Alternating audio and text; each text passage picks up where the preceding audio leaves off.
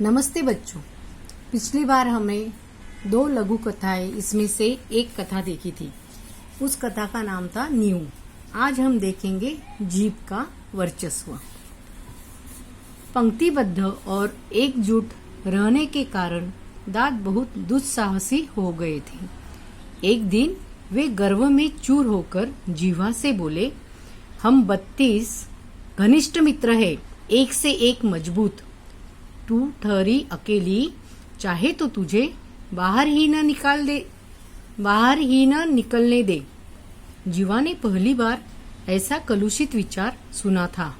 वह हंसकर बोली, ऊपर से एकदम सफेद और स्वच्छ हो, पर मन में बड़े कपटी हो।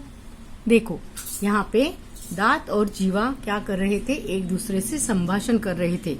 और पंक्तिबद्ध और एकजुट रहने के कारण, यानी दांत हमारे एक साथ रहते हैं, इकट्ठा 32 दांत रहते हैं और उसका रंग कैसा रहता है? सफेद रहता है, दांत स्वच्छ रहते हैं।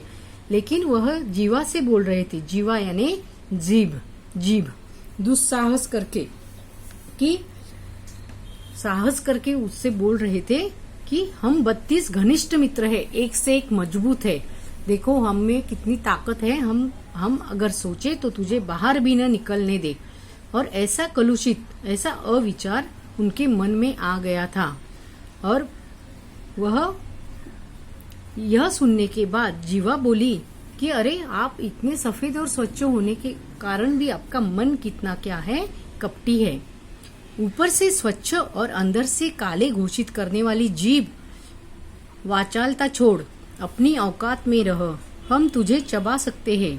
यह मत भूल कि तू हमारी कृपा पर ही राज कर रही है। दांतों ने किटकिटाकर कहा। जीभ ने नम्रता बनाई रखी, किंतु उत्तर दिया, दूसरों को चबा जाने की ललक रखने वाले बहुत जल्दी टूटते भी हैं, सामने वाले तो जल्दी गिर जाते हैं। तुम लोग अवसरवादी हो। मनुष्य का साथ तभी तक देते हो जब तक जवान रहता है, वृद्धावस्था में उसे असहाय छोड़कर चल देते हो। देखो यहाँ पे स्वच्छ और मन में काला सुनते ही क्या हो गए? दांत किटकिटाने लगे। किटकिट आवाज करते हैं ना, जैसे जब झगड़ा होता है तो। और उन्होंने कहा कि औकात में रहो तुम। वाचालता यानी कुछ भी बड़बड़ाने वाली, कि तुम औकात में रहो, हम क्या कर सकते हैं? तुझे चबा सकते हैं। और हमारी यह मत भूल कि हमारी कृपा पर ही तू राज कर रही है, ऐसे किटकिटाकर कहा। लेकिन नम्रता से, शांति से जीवा ने कहा कि तुम लोग क्या हो? सिर्फ चबाने की ललक, चबाने की इच्छा रखते हो, चबा ही सकते हो, तोड़ सकते हो। तुम मनुष्य का साथ तब तक देते हो कि जब तक वह जवान है, वृद्धावस्था में तो उसे असहाय छोड़ देते हो। कि और तुम अवसरवादी हो, यानी मतलबी हो, स्वार्थी हो। शक्तिशाली दांत भी आखिर अपनी हार क्यों मानने लगे? बोले, हमारी जड़ें बहुत गहरी है। हमारे कड़े और नकुलेपन के कारण बड़े बड़े हमसे थर्राते हैं। कि दांतों को गुस्सा आ गया।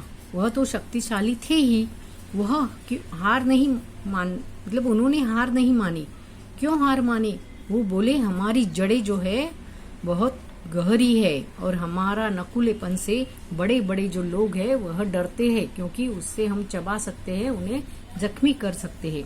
जीवा ने विवेकपूर्ण उत्तर दिया, तुम्हारे नकुले या कड़ेपन का कार्य क्षेत्र मुंह के भीतर तक सीमित है। विनम्रता से कहती हूँ कि मुझ में पूरी दुनिया को प्रभावित करने और झुकाने की क्षमता है। जीवा क्या थी? विवेकपूर्ण, यानी शांति से उसने उत्तर दिया कि तुम नकुले हो, कड़ेपन है, कड़वाहट है आपके इसमें। और आपका जो क्षेत्र है, कार्य क्षेत्र है, वह क्या है? मुंह के अंदर सीमित है, यानी सिर्फ मुंह के अंदर ही है, आप बाहर नहीं निकाल सकते। लेकिन मेरी वाणी से मैं क्या कर सकती हूँ? मेरी वाणी इतनी प्रभावित है कि सारी दुनिया को झुका सकती हूँ, इतनी क्षमता मुझ में है। दांतों ने पुनः धमकी दी, हम सब मिलकर तुझे घेर खड़े हैं, कब तक हमसे बचोगी?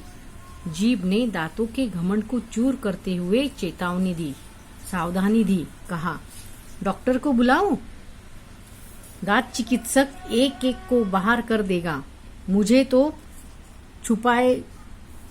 तो छुएगा भी नहीं और तुम सब बाहर दिखाई देंगे। घमंडी दांत अब निरुत्तर हो गए। उन्हें कविता की यह पंक्तियां याद आ गई, किसी को पसंद नहीं सकती बयान में, किसी को पसंद नहीं सकती बयान में, तभी तो दी नहीं हड्डी जबान में। घमंडी दांतों ने आखिर जीभ का लोहा मान लिया, यानी जीभ से हार मान ली।